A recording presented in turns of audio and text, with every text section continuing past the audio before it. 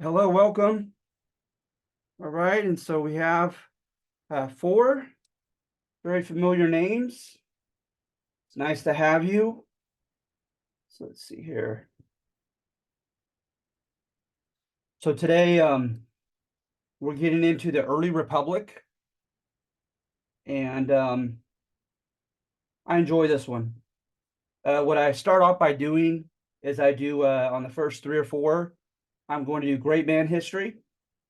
And remember, great man history does not imply that the people that we're studying are great human beings. All it implies is that you have the assumption that in order to understand how and why things went in the direction in which they went, you must start by studying the people in great positions of power. So it's just one field of history writing. It's kind of one wing of what they call historiography, your art and science of history. And I don't do it too often. I think I do it one more time with Abraham Lincoln at the end, and that's it. Because most of the time, structural history has kind of prevailed. And structural history is you look at forces that are larger than any single individual or group of individuals for that matter. You look at the economy, the culture, and these large structures in history instead. And I don't think it should ever be either or. I think it's all the above, connecting, intertwined together. So at any rate, we do some great man history in this one. And the first one, we're focusing on Alexander Hamilton, who was never the president, right? He was born in the British Caribbean, but he supposedly made a lot of noise and did much when he was the Secretary of the Treasury under George Washington. But before I begin, are there any questions or comments?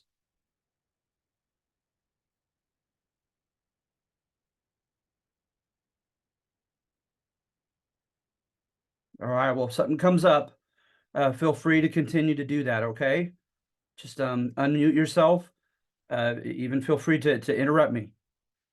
All right, so on this one, right?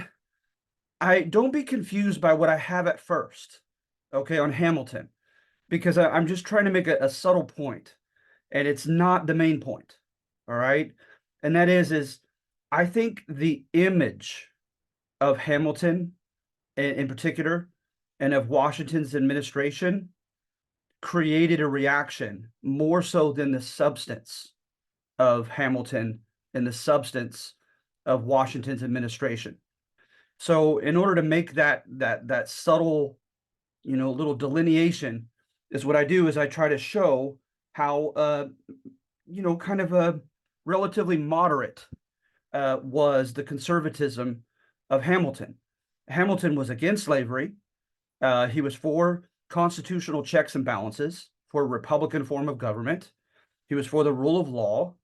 Um, he was for the federal system. Of course, he was a big proponent of that in his Federalist Papers. And with the federal system, right, he wanted uh, a government in which the state and local governments still retained some autonomy, right? And he didn't want a unitary government where the national federal government ran the show everywhere. Okay. And so I just wanted to make that clear because I thought that sometimes I almost feel like he enjoyed being misrepresented. He was very contentious. He liked he liked the fight. He liked the dialogue, the debate, the partisanship, and of course Washington didn't. As you know from famous quotes of Washington, he did not want this at all. But according to number one, he gave too long of a leash to Hamilton, and Hamilton stirred the trouble for him. All right. So again, remember image versus reality is there's a lot of practical um explanation in the Federalist Papers. Okay. Uh every time it talks about, I think of like number 12. It talks about the need for the federal government to collect taxes and not depend upon the state and local governments to do so. Because if you're a good libertarian, you would enjoy the latter, right? Let the local governments take care of taxation and give it to the federal government. But to him, all throughout Federalist Paper number 12, he was very practical. He wasn't philosophical in saying that, that it was on principle that the federal government ought to do it to show its sovereignty over the people, etc. No, it was much more practical than that. He thought that the federal government did not have all the jealousies and he just thought that the taxation would be carried out more effectively at the federal level. But when he took over the state's debts, okay, with his deal that he made with the anti-federalists and Jefferson, if you think like a good libertarian, now the federal government is in charge of the debts of Virginia, of Maryland, etc. And when they're dealing with your debts, they're dealing with your budget. They got their hands in your treasury, okay? And so that's a scary thing if you're a libertarian. But again, to him, it was practical. So he has the federal government in charge of the collection of debts and also in charge of the collection of taxes, all right? And then some of the taxes were created by the cabinet. Remember, these are handpicked men by a president who was elected by electoral college points, not direct vote. And so that's a far cry from, taxation by your elected reps. And ironically, he put one on tea. He put one on alcohol and these other luxuries. And so that was hated. And then to make matters worse, there was a rebellion against it in the form of the Whiskey Rebellion. And we're not talking about consumers of whiskey here protesting. We're talking about the producers of whiskey. Supposedly, when you make corn or wheat and you cannot compete with the bigger guys, it's easier to just distill your stuff into whiskey. It's a cheaper route, I guess, with less overhead that you have to pay out. And so hence, these are people trying to achieve the American dream, smaller scale cash crop farmers. And now they have a tax on their stuff. And so it was the producers who largely rebelled against this tax. And a lot of people thought that they should deliberately be very lenient on this rebellion. It was the first one of note with this new federal republic. And Hamilton thought otherwise. Hamilton, as well as Washington, were still supposedly smarting over Shays' Rebellion and the mess that was the Confederation before this. So they wanted to make a point. So they raised an army of 13,000 soldiers, larger than the Continental Army had ever been, in fighting the British, to come and squash this rebellion. And a lot of people thought that that was borderline oppressive. Okay. And then also he forms a national bank. And the bank, I don't know the differences with the nuances between the bank that we have now with the under Woodrow Wilson, the Federal Reserve, and this one, because they both were a mix of public servants and government ownership with private ownership and private bankers. This was the case then as well. But I don't think it had the regulations that the Federal Reserve will have later.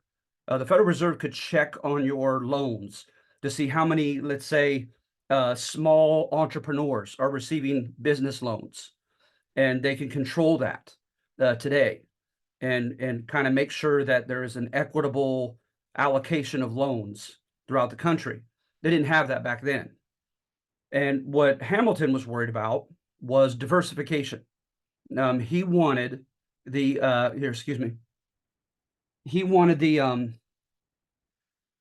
he wanted us to develop all the industries we would need to become self-sufficient as a country and not be in need of the products from other countries, namely Europe. So in order to do that, he wanted to subsidize these fledgling new industries, right? And the first new industry was textiles, was clothing. So and we're getting close already to the use of steam power. Samuel Slater and his mills in New England and in Connecticut. But at any rate, he's given money to these new industries, but he has to get the money from somewhere, right? So he gets it by taxation, in a form that had not been in the form of elected reps, and he also gets it by bonds, bond drives. And who has money to lend to the government to receive in time with interest to gain money from? The rich, right? So, and who has the resources to, even being subsidized by the federal government, to begin these grand new industries? The rich, the bigger businesses. Corporations won't come until the 1840s, but these are like the predecessors of them. So you see what I mean? It looks like he is beginning a plutocracy, a rule by the rich in the pockets of the government, the government and the rich together. So at any rate, if that's not bad enough, controversial enough, he forms this bank. And when you look at Article 1, Section 8, and you look at other parts where, federal government is given explicit powers, you won't find it on there. And so if you're an anti-federalist, you believe it's quite simple. If it's not on the list, if it's not in the Constitution, you can't do it. Well, he used that controversial phrase at the bottom, the necessary and proper clause, that if it is necessary and proper for you to devise something, for the federal government to devise something that is connected in any way to one of the specifically stated powers, then the government has a right to do it. And so, of course, they connected it to regulating interstate trade, collecting tax revenue, mainly those two. So it went to the Supreme Court, and they were handpicked by Washington. This was a Federalist administration, Congress, the executive, and the Supreme Court. And so, of course, they said yes, under the necessary and proper clause, that elastic clause, they're allowed to have this controversial bank. So there's just one thing after another that began to alarm the anti-federalists. And as a case in point of the alarm that was being felt of the nation going too far to the right, you have the defection of Madison. James Madison wrote most of the Constitution. Okay, he was definitely a Federalist. He became so alarmed by what the administration was doing that he switched sides, and he teamed up with Thomas Jefferson, and they began organizing and writing against the administration. All right. And with that, you had the Aurora, the National Gazette, and a couple other big newspapers that just bashed Hamilton in particular and this administration, saying that they had betrayed the spirit of 76. They betrayed the spirit of, the Declaration of Independence when it mentioned the social contract and the right of rebellion, etc., when we were in a very enlightened phase of our rebellion against Britain. So at any rate, with all this happens, he causes, supposedly, the formation and organization of an oppositional party. All right. And Washington did not want this by any means, but they formed the Democratic Republican Party to oppose the Federalists. All right. So hence great man history. I'm kind of simplistically blaming the formation of a two-party system, which was not in the Constitution, on namely one man, the Secretary of Treasury, Alexander Hamilton. And I understand how simplistic that is, but I think it's at least a good beginning part on a beginning introductory U.S. history class in college. I think that while it's much deeper than this, you can't ignore this narrative. This was definitely a part, not all, but a part of that narrative. All right. So yeah, any serious analysis of the unplanned origins of the two-party system must entail coverage of Secretary of Treasury Alexander Hamilton and the president who left his leash much too long. All right, any questions on that?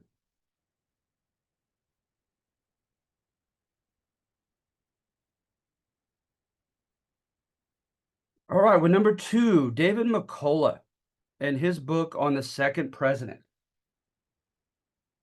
The second president, he doesn't get a lot of love throughout the, the historiographical trail. He was a one-term president. He was known to be a bit of a curmudgeon and not a people person at all. And he too, like Hamilton, was seen to be too far to the right. And dare I say that I think he almost shared with Hamilton, if not a perverse pleasure, at least he was not afraid of being misrepresented. He wasn't out to make friends. All right. He had basically said that at times in his correspondence with Jefferson that the masses are asses, that they can't be trusted, that if we had a purely democratic government, it would become as oppressive and tyrannical as an aristocratic government would be, or a monarchical government for that matter. So he was equally afraid of too much democracy as he was of rule by a few, by the elite, or rule by one tyrannical executive. All right. So that already, he's not making friends with the liberals or with the common people for that matter. And then in addition to that, his stands against the French Revolution. In the early phases, when the Gironde were in charge of the French Revolution, and they arrested Louis XVI and Marie Antoinette, and they began, calling forth the French aristocracy for parasitical crimes against the Republic and against people, the common people of France. And they declared the Declaration and Rights of Man. Thomas Jefferson traveled to France and helped devise that declaration. Just to show you the extent to which Thomas Jefferson approved of this French Revolution. But the thing is that it did become a lot messier and more radical when the Jacobins took over, right, under Robespierre. They declared the church as an enemy to the state. They arrested and murdered Catholic priests and shut down the churches. They declared aristocrats, just by being an aristocrat, enemies of the state, and began having many of them beheaded. They didn't allow free elections. There was a lot of intimidation for the support of the Jacobins, and oftentimes it was ironic that they called for, Voltaire's freedom of protest and individual expression, but they didn't practice that. The Jacobins didn't. If you oppose them, you would likely get arrested, have your stuff confiscated, or worse, end up going to the guillotine. So it got, and then of course they got into property redistribution and other more kind of radical ideas. So when it devolved into that under the Jacobins, John Adams said that it was of the devil. John Adams was very vocally a Christian, and he hated what they were doing with the Catholic Church in particular. And so at any rate, he voiced his concern, his disgust, etc. with it. And he was appalled to see that there were many counts of Frenchmen, some official ambassadors, some not, coming to the East Coast and trying to promote Americans to either give money or to come and fight as mercenaries. Because as you know, after they tried to rescue Austria and England and Prussia, tried to rescue Louis XVI twice. And at this point, they're on the verge of going to war with those enemies, and Napoleon will take over soon. So at any rate, it's dramatic, and it's scaring the second president And so his Congress gives him the power to deport French radicals. And when you look under the Constitution, it's under Article 1 of Congress, Section 8, to deal with naturalization and migration and immigration. So they hand him over a power that was meant to be theirs. And then also they passed a very controversial Espionage Act, whereby if you wrote or spoke something that was in violation of our neutrality with the Napoleonic Wars, and anything that announced any type of rebellion against the United States and its policy, you were to be arrested, fined, and arrested. So in doing all this, right, John Adams alienates himself from the left even further. Okay. But then, right? Oh, and then not to mention is the French were confiscating our merchants' ships' merchandise in the Caribbean that was meant to go toward their enemies. And they were not compensating us for it. And so John Adams builds up the Navy and has them engage in a quasi or almost war, whereby they use the convoy system. Naval frigates would accompany our merchant ships and fight, if need be, to protect them from any type of piracy of the French in the Caribbean. And lives were lost on both sides. And notice there was never a declared war by Congress. So you could make the argument that this was unconstitutional, this quasi war, right? So, but then the right, he's with the right,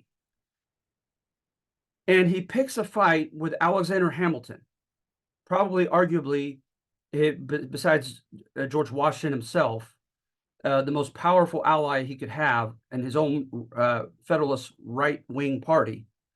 And because he doesn't like him. He thinks that he calls him a vain peacock and thinks that he's out for his own ambitions, his own aggrandizement, and that he doesn't really truly care about the country and the cause and all that. So he unnecessarily alienates himself from a big, powerful ally on his own right side. And then in addition to that, there was a gentleman, a businessman, who was continually going to France and trying to negotiate on behalf of the U.S. without our permission. And the right-wingers wanted him arrested. But the official guy that we had was getting nothing done. And John Adams condoned and kind of deputized the man and said, by all means, if he can make peace, I want peace with France. And that kind of alienated him from his own party there on the right. Then Haiti, right? Haiti had its famous Black Slave Rebellion and kicked the French out. And the right-wing party were appalled by this. So were the leftists, by the way. The Democratic Republicans, a lot of them were libertarians from the South who were slave owners. So really both parties were appalled by it.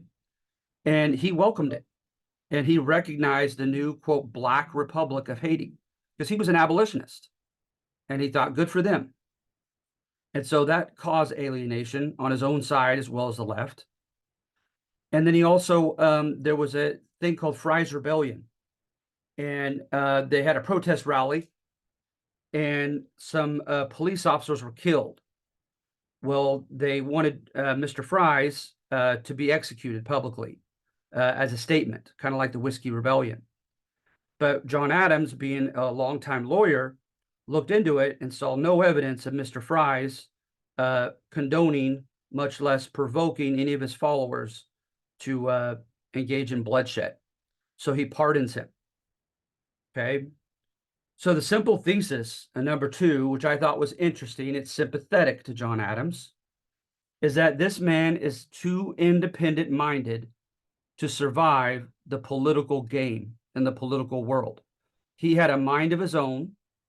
It was tied to him being a Christian and believing that he was going to have to answer to God for every decision he made. And he didn't care what was in line with the right or what was in line with the left. He did what he thought ought to be done, was the right thing in each given situation. With his two powers that were so dubious constitutionally, he scarcely deported anybody and he scarcely arrested anybody. And the two main newspapers that were the most well-known hostile newspapers to the conservatives, he left alone. And so the right was not happy about that. They equipped him to shut down on his political opponents, and he wouldn't do it because he felt that that was tyrannical. So at any rate, that's the simple thesis with number 2, reading that book, is it's very sympathetic to John Adams and just says that, yes, he could have easily just went right down the party line of the Federalists and kept everybody in his own party happy and could have won re-election. But instead, he had a mind of his own. He had his own strong sense of moral conscience, and he followed it rather than the party line. And unfortunately, he suffered for it because he alienated both sides, and therefore he lost re-election. All right.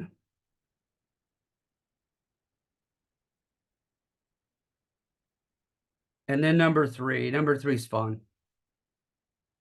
American Political Tradition. I would recommend this book more than any book that is as old as it is, because oftentimes, you know, a given historical thesis becomes just old hat and people revise it. They add to it, make it more complex and nuanced. But this, I mean, this guy was writing in the 60s and his books are still just incredible. And that is Richard Hofstadter. And every chapter, he has a psychological thesis about an American leader. And one of those chapters, he has Thomas Jefferson. And he paints a picture of a very, very troubled, passive-aggressive, non-confrontational, anxious, insecure young Jefferson. He grows up and his mom is noble. The family of his mother are they're Scottish high nobility, and she marries a commoner, Peter Jefferson, his dad, and supposedly the Randolphs, her family, did not take to this well. They constantly voiced and demonstrated their disdain for their new son-in-law, that he was never good enough for their high-ranking daughter. So he gets to live the lifestyle of the Randolphs, of his mom's family, by being born to her. He doesn't have to work with his hands. He gets the best of European tutors. He travels to France for his college education and so forth. But you get a picture of him reaching out quite often to his father, with whom he really empathized. And his father basically telling him, son, just use that Randolph name, and you don't need to work with your hands like I do. Use that name and stay in school, you know, and live that lifestyle. But it troubled him. It gave him basically wealth and privilege guilt. All right. And then that was exacerbated by reading the Enlightenment works, right? Because the Enlightenment was all against having a nobility, a landed aristocracy. It was all against having a privileged class. And it was for the common people. So you almost see a sense of compensation when Jefferson enters politics, whereby he tries to make himself this liberal man of the people. And Hofstadter more than suggests that long after his dad died, he was still trying to gain his dad's approval. saying, "See, Dad, I'm not just your spoiled, rotten Randolph son. I'm a friend to the commoners like you." I think it's fascinating, and I'm probably not doing it justice. You got to read the chapter yourself from that book. It's incredible. So he would. So for instance, he always kept the White House open to neighbors. And DC, there in Maryland, it was a poor area, a swampy, poor area. So he had very impoverished neighbors. He would often invite them over and feed them well, treat them well, sometimes even to the exclusion of well-to-do, high-ranking people that came to see him.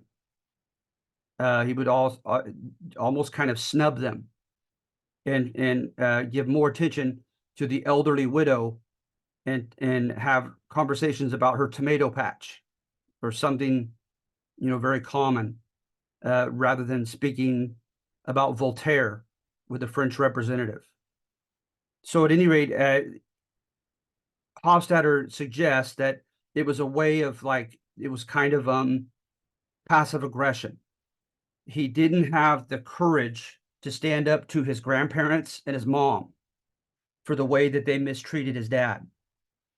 But this was his way of saying that he's not impressed with self-importance and pomp and circumstance and noble birth and all of that. He refused to ride his horse to the White House. He symbolically walked. Just things like that. He dressed very plainly, opened his own door to the White House without the attendant doing it for him. Just little symbolic things like that. And then number 4 is you're dealing with the discrepancy between what Jefferson preached and what he did when he became president.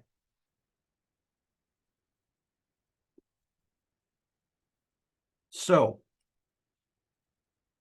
boy, where to begin on this one? Well, the first one begins with Hamilton's system. He thought this was a plutocratic, big government system, and he said they should put an end to it. He put in a guy named Gallatin, who was a liberal Secretary of Treasury. But Gallatin does a tour throughout the country and comes back and says, "Sir, we cannot kill this bank in this system. There are too many loans out to too many businesses. There are too many ventures that are in the middle of being built. It'll just be catastrophic if we just cut its head off right here and now." So supposedly, Jefferson felt a sense of inevitability, that it's unavoidable, it's inevitable that this system has to live on, of Alexander Hamilton's, his bank system, and subsidizing industries and businesses. And remember, that's not what he wrote. A lot of what he wrote can be found in notes on the state of Virginia. That was his correspondence with a French friend. And Madison turned it into a book and had it published. And he was very liberal on many, many issues. And in this one, he was very libertarian. He even liked the idea of villages of 100 people being virtually autonomous and having their own economy, etc. But so much for that. Then, let's see here. He wanted a crusade against ignorance, and hence a public school system. He said people should not vote unless they're educated and taught to critically think. But it's nowhere in the Constitution that the federal government has that power. So the 10th Amendment says if it's not given explicitly or covered in the necessary and proper clause, that it's rendered over to the states. So he couldn't do anything about it as the president. It was up to each state. And he sent people, representatives, to try to crusade for it from state to state, and it didn't go well. And one of the typical reasons for which it failed is most of those who were paying the lion's share of taxes were pretty well-to-do and well-to-do enough to pay for their own sons to go to school. So to them, why would they want to pay extra to allow some poor neighbor's son to also become educated and somehow maybe someday compete with their own sons? They like their sons having that advantage. So a lot of the well-to-do taxpayers were not willing to pay taxes for a public school to help others. Okay, to help other poor kids. And libertarianism was strong, and a lot of people were being educated basically at home, etc. So that didn't work. Then the Louisiana Territory, right, is Napoleon almost in a mercurial way, right, like a bipolar way, just decided in 1812 to invade Russia. He made some very supposedly drastic, quick decisions when it came to conquest and war, etc. Well, that large Louisiana territory that would form like 21 states in the future west of the Mississippi River belonged to him. It was contiguous, it touched us. That scared the heck out of Jefferson, even though he had been totally for the French Revolution, right? And so at any rate, he also knew that the Federalist Party could be undone by the West. He felt like that was a common theme already, that for the poor and ambitious, all they need to do is head west to new territory, start anew, get their own homestead going, etc. And he knew that whatever party provided them that land would get their votes. So he's not only afraid of Napoleon being just west of our country, but he also is eager to win votes for his Democratic Republican Party in offering that land to his poor voters. So he sends Livingston and others to negotiate purchasing that Louisiana territory. All right. But people are already telling him, but sir, not only do you have French, Spanish, Cajun, Creole, all these different, polyglot population that's in the major urban areas of that territory, but you have tons of Native Americans. And he says, yes, I'm aware of that. So he sends Lewis and Clark, right? Before it's even a deal, the deal was made. He sends Lewis and Clark across the West. Now, this is probably a simplification, but from the books I've read, Lewis represented to me his genuine intellectual curiosity. There's no one doubts that about Jefferson. Lewis brought in information about the flora and fauna, the geography, the weather, the resources, the type of crops that might grow and wouldn't, all this scientific, practical stuff. But Clark, right? When you look at Clark's diary, Clark had this tribe is here. Their numbers are about this. They're a warlike people. They are open to American trade. They covet these types of goods. We'll probably need an army of this many people if we end up fighting this tribe, etc., etc. So, not to oversimplify it, but to me, Clark, as Lewis represented the intellectual curiosity of Thomas Jefferson, to me, Clark represented his imperialism, his desire to take this land from the Native Americans. Just pure and simple.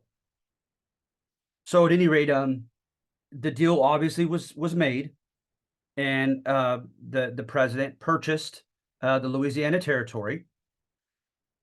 And then immediately, while it's in territorial status, he says, okay, the Cajuns have literally been expelled from Canada for too many rebellions.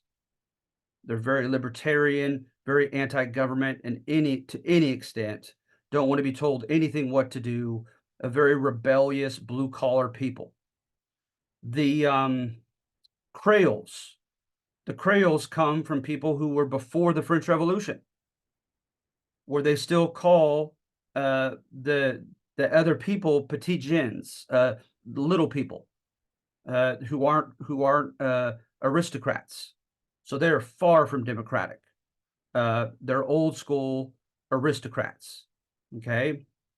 Then you have these Native Americans of a myriad of tribes there in the territory as well. So Thomas Jefferson says, there's no way I'm going to open up this new territory with democratic government. I know I'm Mr. Democracy. I know I've said that, yes, oftentimes the ignorant, uneducated people will be wrong, but the decisions they make that are wrong will be less harmful than the decisions made by intelligent, well-read people who nefariously are up to something, right? He called democracy like the lesser evil. But he says, I can't trust these people to democracy just yet, while it's still a territory.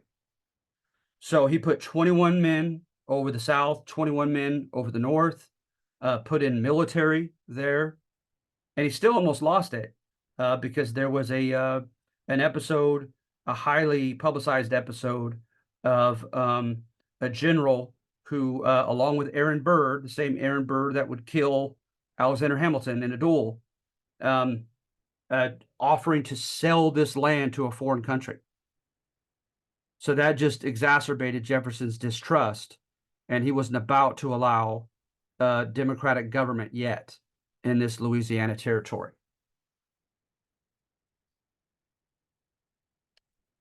Right. And then you have the Tripolitan War. The Tripolitan War. This was in Tunisia, okay, in North Africa. Is you had this guy, the Basha Yusuf Karamanli, okay, and this guy would he had a legalized system of extortion, piracy and extortion. He would have, being at the bottom of the Mediterranean, he would send his corsairs, his legalized pirates, up to capture European ships, make demands of them, and if they didn't have enough money on them or enough goods that were to their liking, they would take them as hostages and bring them back to Tunisia. So word gets out about this, and the word gets out that especially a lot of southern farmers selling their produce all the way over there are being captured, and their stuff being their agricultural produce being captured. And Jefferson said to his cabinet that he wanted to eventually do away with Hamilton's system. But in order to do that, we had to balance our budget, and we had to get out of debt. And we could never get out of debt with this piracy going on. So he wouldn't abide it. So then he sends the USS Philadelphia to go teach them a lesson. And it's tricked, and it's run into a coral reef. And the sailors on it are captured. And now they're taken hostage. U.S. Navy soldiers. All right. So then he sends a guy named William Eaton to go to the younger brother of Yusuf Karamanli and to raise an army under that brother. He gave him money to hire mercenary fighters and come and overthrow Yusuf and put his younger brother on the throne, who agreed that he would not carry out this extortion policy anymore, like his brother. Well, that didn't work either. And so by now, Congress is made aware of what's going on. And they were furious with the president because he had done all this, you guys, without telling them, without consulting with Congress. And so now they declared a partial war, the Tripolitan War. And so we sent men over there in ships, frigates. We destroyed their port city. We destroyed most of their navy, but we still did not capture the men, the 40-something men. We ended up having to pay their ransom. We paid their ransom. And we finally got them back. All of them except one. One decided to become Muslim, and in return, he was given his freedom, and he became like the security guard over the rest of them, and he began mistreating them and treating them very poorly, including whipping them with a whip. And they came back and asked Congress if they could send an expedition to come and catch him and bring him back to the country and punish him as a traitor. But at any rate, right, during the Declaration of Independence, Thomas Jefferson said that as an example of the tyrant that was George III, that he sends young boys on his own whim to their deaths overseas without consulting with Parliament. And he did just that. With this Tripolitan War, he started it without consulting with, much less having a declaration of war from, his Congress. So you see all these ironies with him when he became president?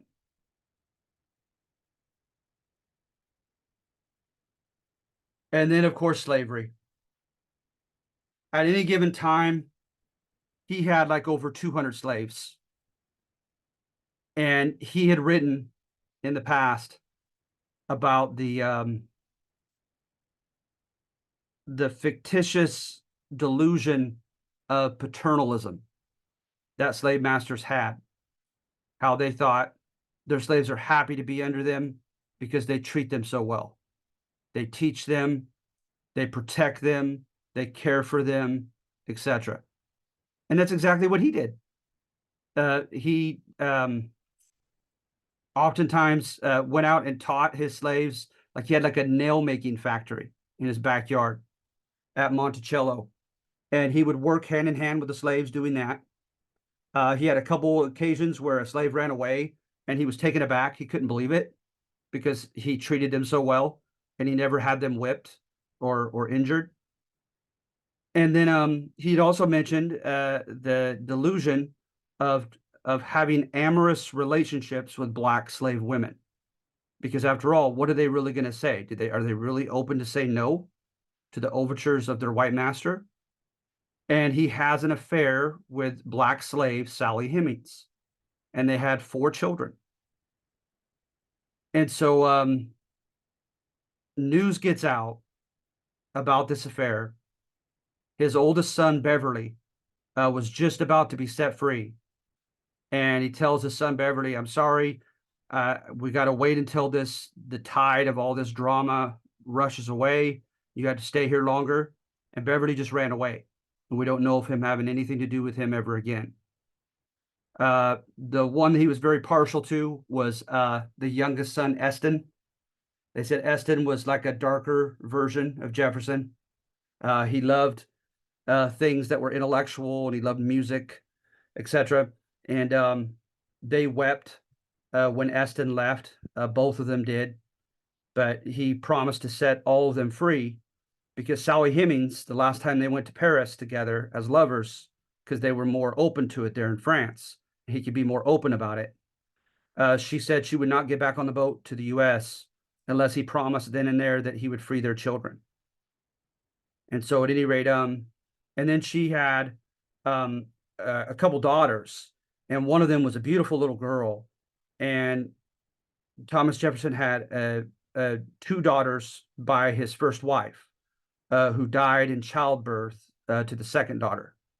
Well, that second daughter, from whom the mom had died giving birth, she had an abusive husband, and she ran away from him and left him and came back to live with her dad, Thomas Jefferson. And she had Thomas Jefferson's granddaughter. And they supposedly treated Sally Hemings and Sally Hemings' little daughter, who was about the age of his granddaughter, very, very poorly. Like there was a sense of competition and jealousy, etc. And Jefferson would never show evidence of any loyalty or compassion for Sally Hemings and his own biracial daughter. He seems, from what I've read, to just let his daughter get away with that. And so, at any rate, you have all this going on, and so it's like, was he just a hypocrite? Did he let power get to his head, and he just changed with power? How do you explain this discrepancy between, like, that book, Notes on the State of Virginia, where he had such principled, enlightened stances on everything, versus what he did and didn't do as president? And Alan Brinkley, in this number right here, says very simply that he was so non-confrontational that he simply, every time he faced forces that he felt were bigger than himself, he folded. He folded on his own principles, and he did the pragmatic thing rather than the idealistic thing. He made practical decisions as president rather than the decisions he believed ideologically were right.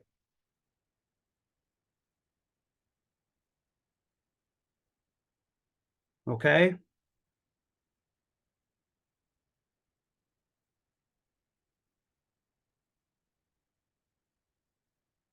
And then Fogel and Ingerman, they wrote a book. We're almost done here. Fogel and Ingerman wrote a book, and it states that because slaves were so expensive, that their material lives weren't that painful and uncomfortable because they were expensive investments. So if you invest a lot of money in your slave, you want to feed him well, you want to take care of every medical concern, you want to keep him in good shape and not whip or hurt him, so that he could bring about the best yields with his work. Well, we're disagreeing with it on number 5, right? So, first of all, partings. Even Jefferson sold family members away from one another. All right. And we have just too much evidence of that for it not to be true.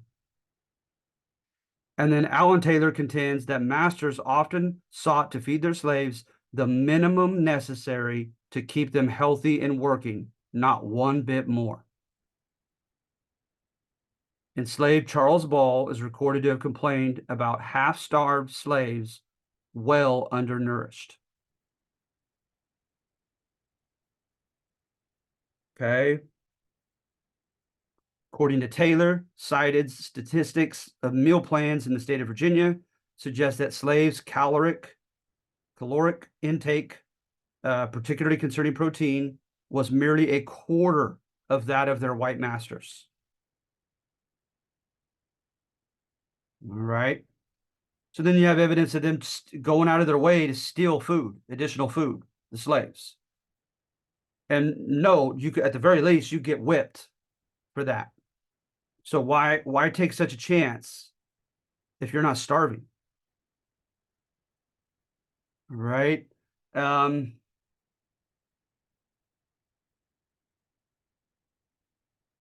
then, of course, slaves' discontent. There's just too much evidence of it. Slaves deliberately worked slowly. They broke tools. They sabotaged crops and construction projects. They hid to avoid labor. They absconded or ran away with their master's property.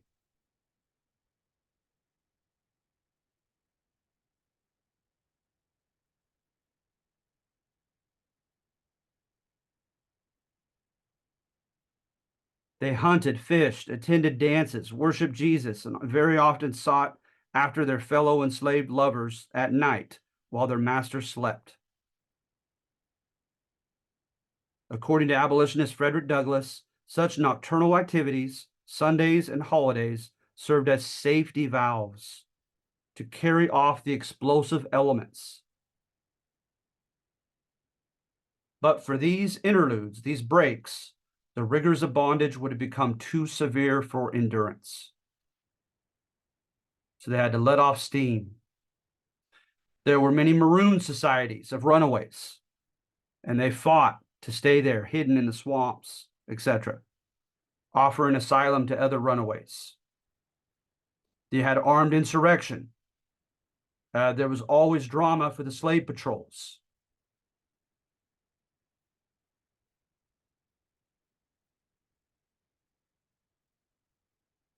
Cases erupted in sufficiently high numbers to elicit the reaction of the South Carolina legislature to enact harsh restrictions and penalties for plotting insurrection. Why would the state legislature go through that if it weren't happening? Right? Philip Fithian stated that he slept in fear of the slaves' retaliation. Traveler to the South, Jesse Torrey, noted that a master he visited made an unusual number of safeguards and locking himself up in his bedroom with an axe beside his bed for protection from his own slaves. So there's just too much evidence of discontent, of distrust, of hostility to try to convey the fact that because slaves were expensive investments, they were treated pretty well.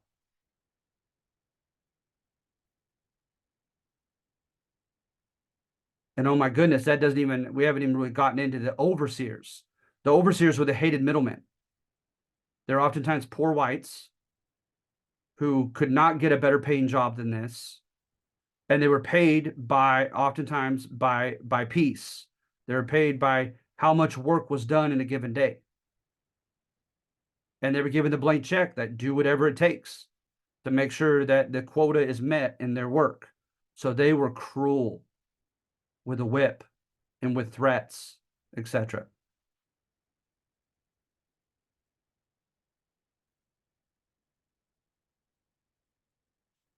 And then what often happened is slaves grew so furious toward their overseers that the masters would end up firing the overseers and getting someone new because they're afraid of a slave rebellion. But it was very manipulative of the masters because the masters set it up to happen that way. And then they could act like, oh, it wasn't me. Oh, that you poor children, the overseer, I didn't know he would be that cruel. Here, I'll get you another one. And it was a way for the master to, hide from responsibility.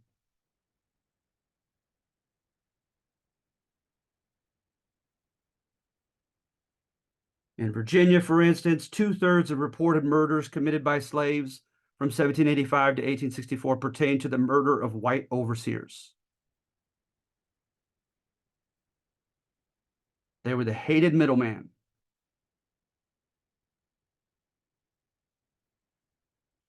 You also have laws that were made for instant death for those slaves who poisoned their masters.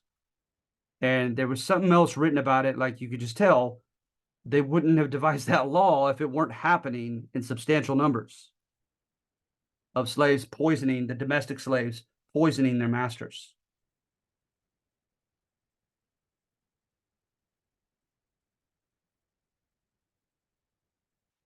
And then, of course, you have the mistresses of the home, the wives, and they kept very often diaries. And they have a great source, primary source proof of how awful life was for the slaves.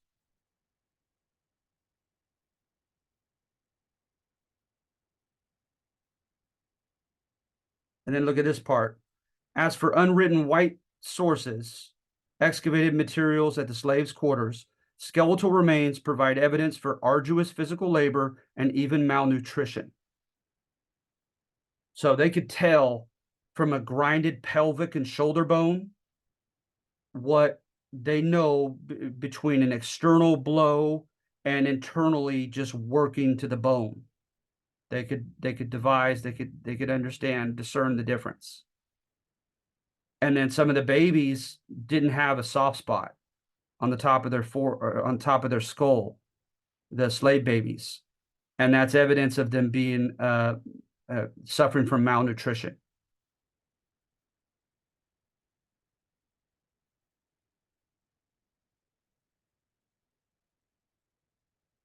And then with number 6, what I do is I write about the effect of Christianity on the slaves. And this being an intro class, because I thought, all right, I'm going to just be real, that's what I often do, just very argumentative, very slanted. And I'm like, no, I want the students to see that there's a little bit of truth to all the above, especially this being an intro class to U.S. history. So that's what I did. It's kind of a watered down thesis, but it kind of had the effect of all the above. Okay. So the Anglican Church in the colonial period was the first to ask to send missionaries to the slave plantations to convert the slaves to Christianity.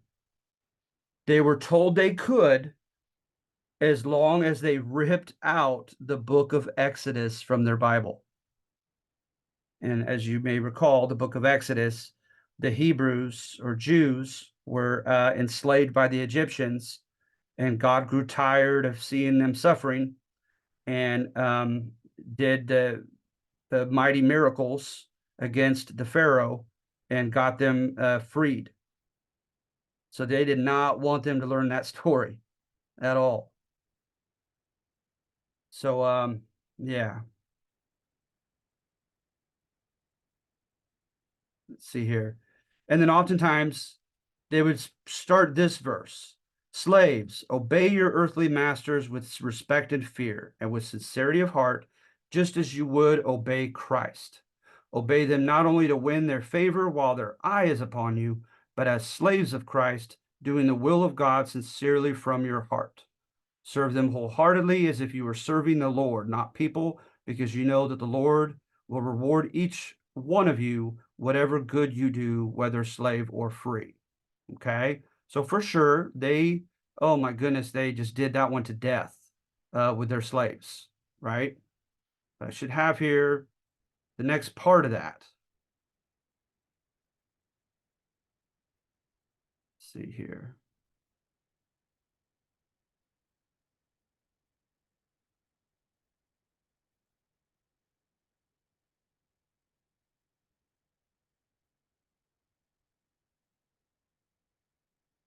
Oh, shoot. At any rate, what they cut off here at the top is right after this verse. It says, and masters, basically, be gentle with your slaves, for with God there's no favoritism, and he's your master watching, or something like that. But they always, of course, cut that next verse out. I talk about Christianity, and I start showing how they had different views of it. Some people thought that it would have revolutionary potential. Like the book of Acts in chapter 10. I went to a Catholic school. The book of Acts in chapter 10, Peter thinks that the Messiah is just for the Jews. And he gets a vision, and he comes to a guy named Cornelius, a Roman soldier's house, and he says, I've been wrong. God showed me in a vision that no man is unclean, that God accepts every man from every nation, etc. And it's just a very egalitarian verse in Acts 10. And so with this, right, that they don't want the black slaves to realize that. Wait a minute, I'm no different from the white masters? In God's eyes, we're no different? Okay, that's interesting. So there's a sense of empowerment that can come, right?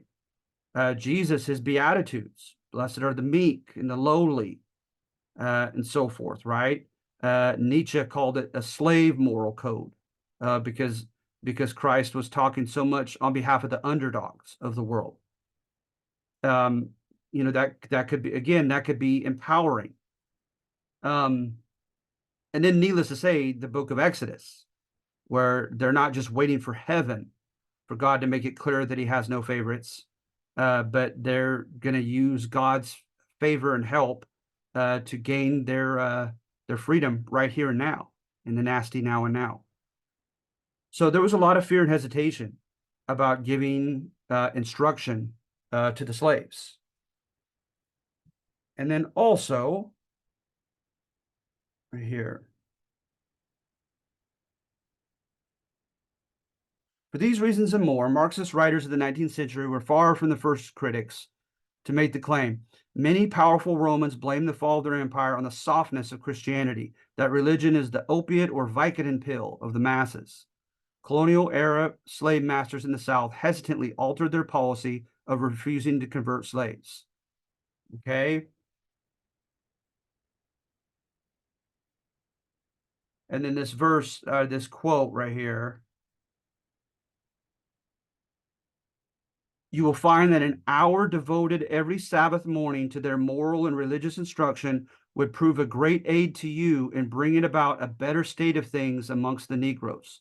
The effect upon their general good behavior, their cleanliness and good conduct on the Sabbath is such as alone to recommend it to the planter and his overseer.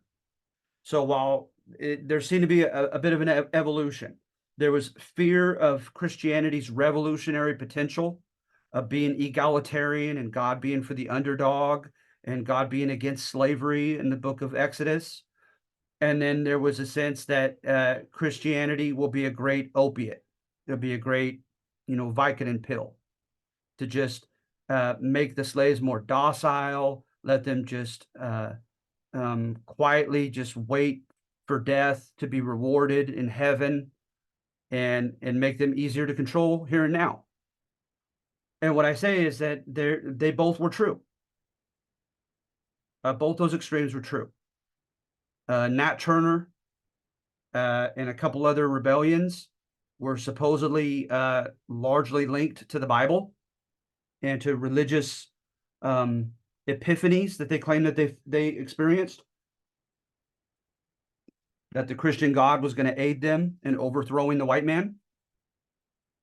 And then you had cases of slaves being very honest, obedient, docile, even loving toward their masters when they became Christians.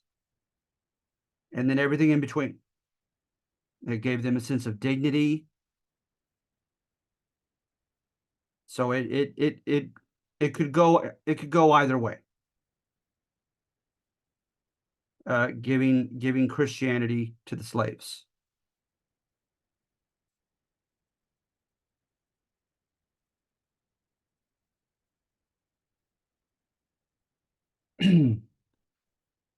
Converting slaves often proved to be a two-edged sword. For both lack of sincerity regarding one's conversion and imbibing certain Bible stories and verses that could subjectively be interpreted as justification for rebellion, rendered slaves participating in religious worship unpredictable and even dangerous. By the antebellum period, slaves became aware of the story of Yahweh liberating the Hebrews from Egyptian slavery, of the biblical year of Jubilee, when all slaves are to be set free. The apostles rebelling against the Jewish Sanhedrin and Roman authorities' injunctions to stop sharing the gospel, has them stating, we must obey God rather than man. So that verse right there, can open up justification for civil disobedience, believing that a man-made law is in violation of a higher law of God, and therefore, in good conscience, violating that man-made law.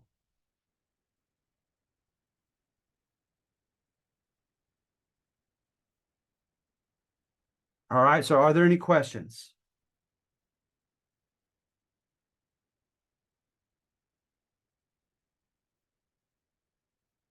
I don't have a question pertaining to this, but I do on the assignment for the War of 1812, the link that you have, Uh-huh. it's saying it's no longer available. So are we able just to maybe type it in and find? Oh, no, thank you for telling me that.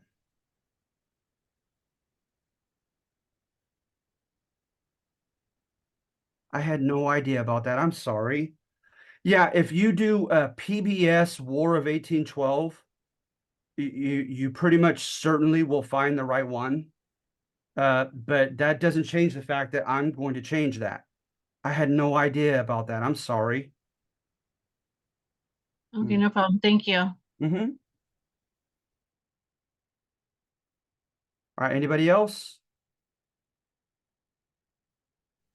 I don't have a question, but this reading, all of it was pretty entertaining, very interesting. Good. Thank you. I I love it, but I'm a history nerd. So that makes me happy, Julia, that you found it interesting. I know I think this particular subject, this time period, this is good stuff right here. It is. So thank you for telling me that. All right, so are we good? Are we okay for the week?